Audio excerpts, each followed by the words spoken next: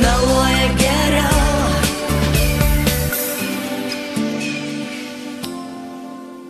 Sienos. Kur ta gražuolė? Kokia?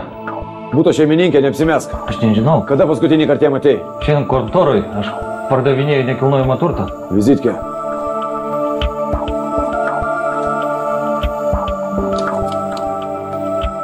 Balko. Būdingo brokeris. Už kiek?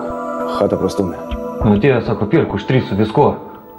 O čia visur 3-5. Jo? Nu kaip tai pirksi? Pas notarą buvot? Viskas sutvarkyta, pinigai sąskaitai. Blemas.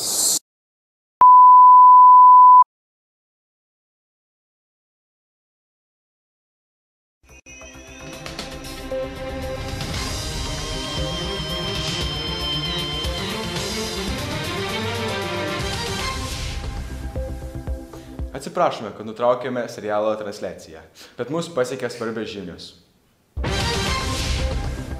Klaipėdos rajone Gargždų miesto gimnazija chemijos laboratorijoje susimaišė komponentai, išskyrė radiaciją, katra užkrėtė mokinius įvairiomis lygomis, virusais ir fobijomis. Šiuo metu pavyko sužinoti tik tiek, jog mokiniai yra nuvesti į saugią vietą. Taip pat būtent šiuo metu susisiekėme su mano kolege Rugile.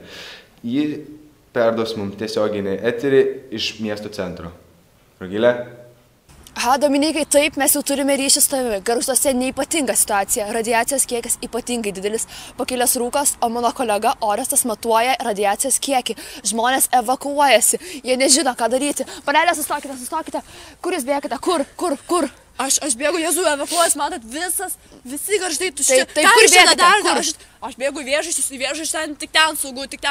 Taip, galime jūsų radiacijos kiekį pamatyti. Orestai, greičiau. Jėzų, vaikai, bėkit ir jūs, ką jūs čia darote? Kai kurie žmonės netgi apsiginklavę save, jie užsideda foliją. Prašome paimti interviu, Orestai, nepalik manęs.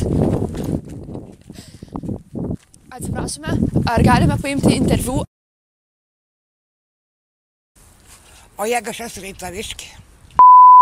Taigi, galime apsidaryti, kad žmonių tuštėja. Matote, pafilmuokite mašinas, parodykite. Gerai, mes nebegalime... Dominikai, aš netikinsiu tavęs. Gerai, mes jau turime eiti. Ačiū.